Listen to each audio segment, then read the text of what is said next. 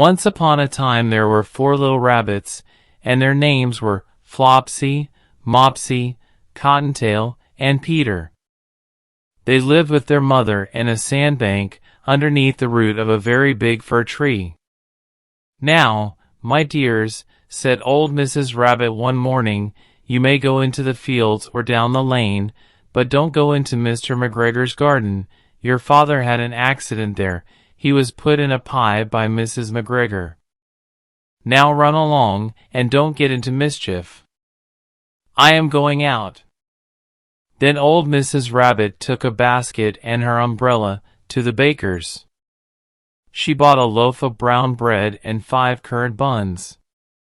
Flopsy, Mopsy, and Cottontail, who were good little bunnies, went down the lane to gather blackberries. But Peter, who was very naughty, ran straight away to Mr. McGregor's garden and squeezed under the gate. First he ate some lettuces and some French beans, and then he ate some radishes. And then, feeling rather sick, he went to look for some parsley. But round the end of a cucumber frame, whom should he meet but Mr. McGregor?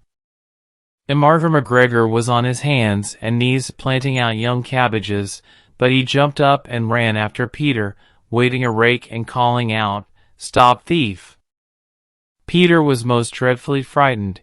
He rushed all over the garden, for he had forgotten the way back to the gate. He lost one of his shoes among the cabbages, and the other shoe amongst the potatoes. After losing them, he ran on 4 legs and went faster, so that I think he might have got away altogether if he had not unfortunately run into a gooseberry net, and got caught by the large buttons on his jacket. It was a blue jacket with brass buttons, quite new. Peter Rabbit stuck in the gooseberry net. Peter gave himself up for lost, and shed big tears, but his sobs were overheard by some friendly sparrows, who flew to him in great excitement, and implored him to exert himself. Mr. McGregor came up with a sieve, which he intended to pop upon the top of Peter, but Peter wriggled out just in time, leaving his jacket behind him, and rushed into the tool shed, and jumped into a can. It would have been a beautiful thing to hide in, if it had not had so much water in it.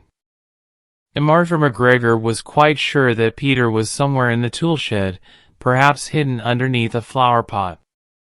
He began to turn them over carefully, looking under each. Presently Peter sneezed, "Curtiscoo!" Mr. McGregor was after him in no time, and tried to put his foot upon Peter, who jumped out of a window, upsetting 3 plants. The window was too small for Mr. McGregor, and he was tired of running after Peter. He went back to his work. Peter sat down to rest. He was out of breath and trembling with fright, and he had not the least idea which way to go. Also he was very damp with sitting in that can.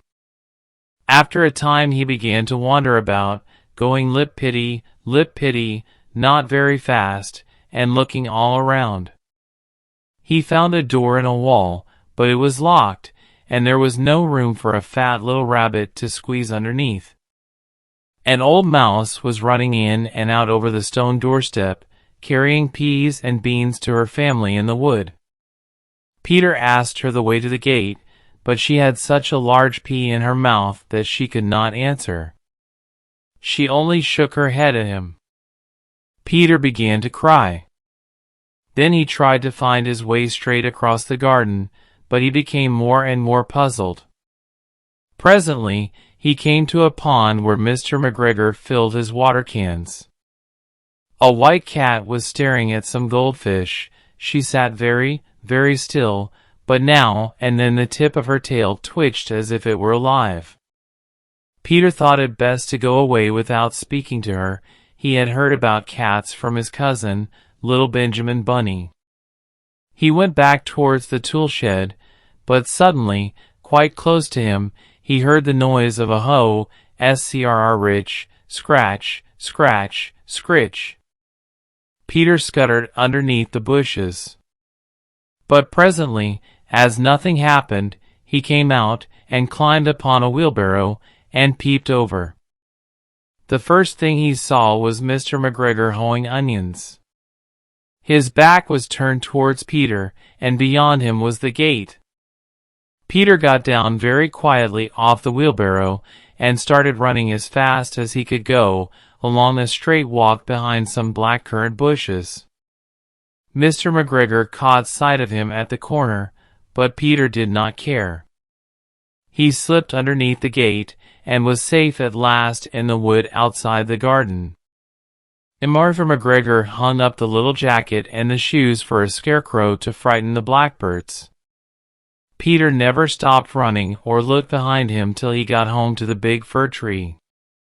He was so tired that he flopped down upon the nice soft sand on the floor of the rabbit hole and shut his eyes.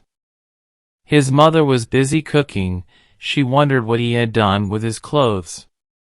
It was the second little jacket and pair of shoes that Peter had lost in a fortnight. I am sorry to say that Peter was not very well during the evening. His mother put him to bed and made some chamomile tea, and she gave a dose of it to Peter. 1 tablespoonful to be taken at bedtime. But Flopsy, Mopsy, and Cottontail had bread and milk and blackberries for supper.